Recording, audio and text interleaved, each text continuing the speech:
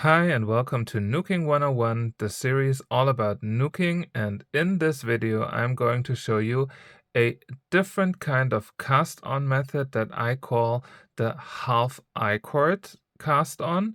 If you're familiar with knitting cast ons, this is a lot like the German twisted cast on because it is super flexible and so much easier to make than the knitted one, and I will show you exactly how to do it. So in previous videos I showed you the cast on by making the chain or by making an I-cord, and this works a bit similar to the I-cord method, except that we won't finish the individual I-cord stitches. It's also like a long tail cast on, so if you want to know how much yarn you have to put aside, you can always wrap around the yarn around your hook, and let's say you wrap it around 10 times. Here we have 10. And then you release it, so you know this is the amount of yarn that you need for 10 stitches. So let's say you want to make a cast on with 20 stitches, then just double it, and here's where you can then start by making a slip knot. And from there you can continue. You have the yarn on the side and the other yarn that goes to your yarn ball. And now we start as if we would do the I-cord method. We wrap the yarn from the yarn end or from the side yarn over the hook from the front, and then we take the yarn that goes to your yarn ball from the back, and instead of going through both of the loops on your hook, we just go through one loop, and then we take our yarn end and push it down a little bit.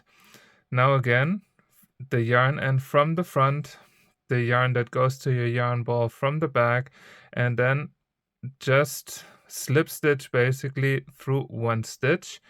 And like this we continue, and as you can see, by making our stitches we already cast on the loops to work in.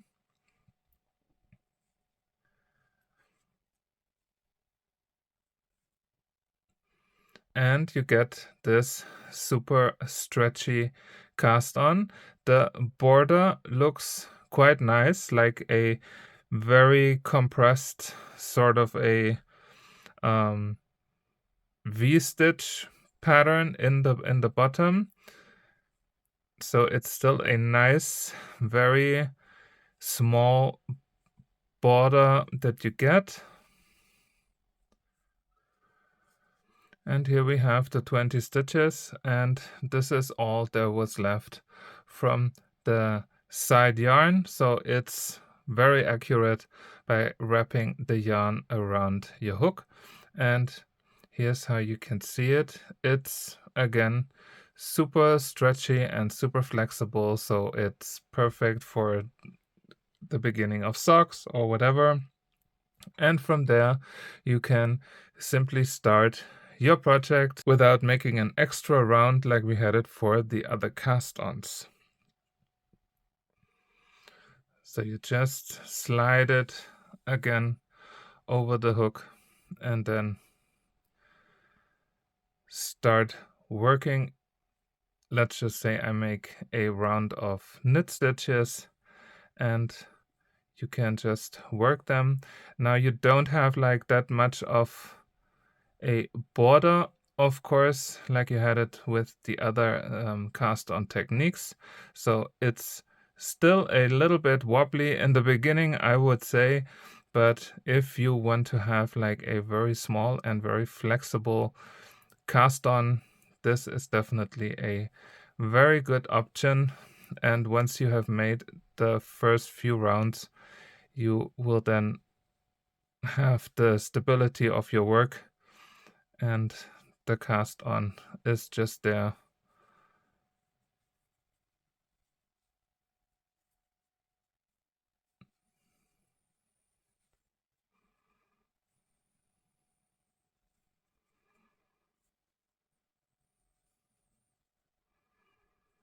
And here we go. And again, you still have that super flexible piece to work in.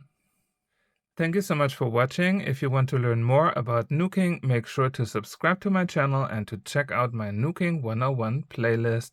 Happy knooking! Bye!